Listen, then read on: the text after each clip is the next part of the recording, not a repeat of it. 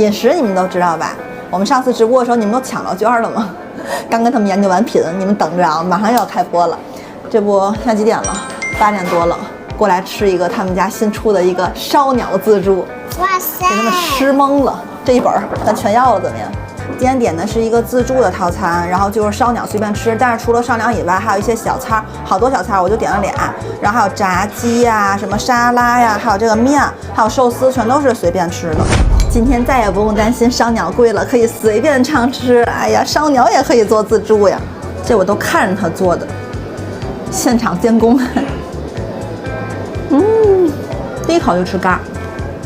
哇，是芝士空吧？芝士空可以吃这个。好多菜我都不认识，我今天点了1本，你们看你们能点几本？上几轮，反正随便吃。100多块钱，在这儿多合适啊！8点到10点啊，这个时间段别。对了，偷偷告诉你们啊，活动期间朝日的扎啤半价，是不是爽到了？有酒有肉，太合适了，赶快过来吧！